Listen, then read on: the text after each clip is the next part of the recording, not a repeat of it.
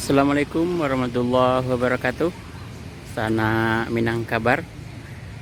Mungkin sanak Minangkabar sering berkunjung ke Bukit Tinggi, ke sekitar wilayah komplek asrama TNI, lapangan kantin Bukit Tinggi.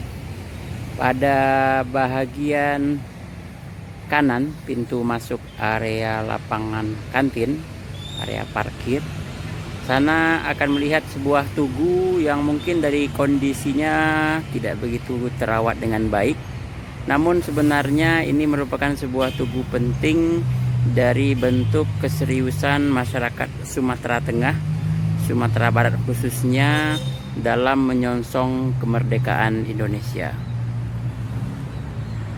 Sebelum kita bahas tentang sejarah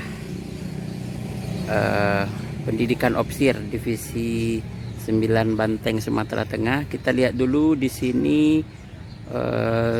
Monumen ini adalah monumen peringatan terhadap adanya pendidikan Opsir di wilayah Sumatera Tengah dengan pusat di Bukit Tinggi, di mana secara bangunan untuk bagian pertama kita lihat ada jenjang ya, naik ke atas monumen. Kemudian bagian monumen pertama ada juga terdapat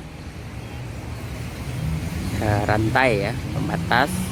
Kemudian ada juga bagian keduanya, bagian persegi yang berisi beberapa tulisan dan penjelasan. Kemudian pada bagian atas ada juga tugu dan Opsir ya, atau tokoh pejuang. Namun secara syariat Islam sebenarnya untuk sebuah bangunan, untuk sebuah karya itu dilarang menggunakan menyerupai makhluk hidup. Tapi kita fokus ke sini saja.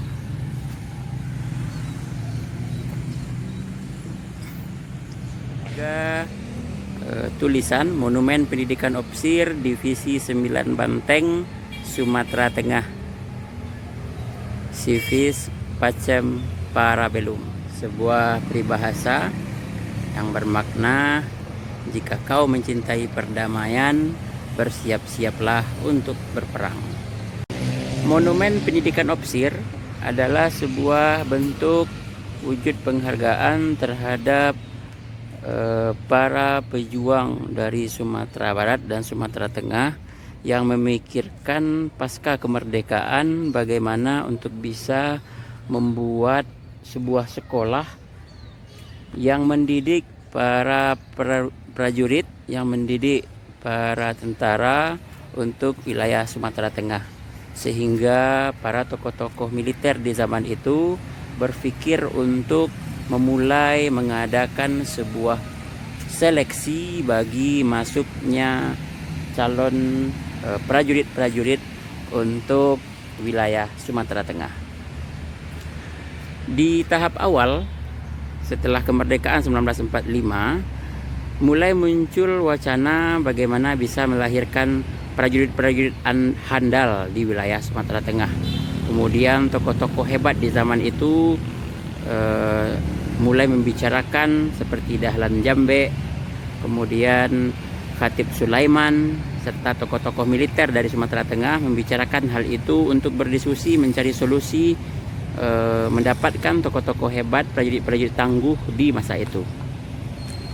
Setelah membahas hal ini, kemudian mulailah dibincangkan untuk bisa menyeleksi calon prajurit dari sekolah-sekolah setingkat SLTP. Kemudian tahap seleksi itu dilanjutkan sehingga didapatkan calon-calon prajurit untuk dididik di wilayah Bukit Tinggi khususnya dan Sumatera Tengah umumnya.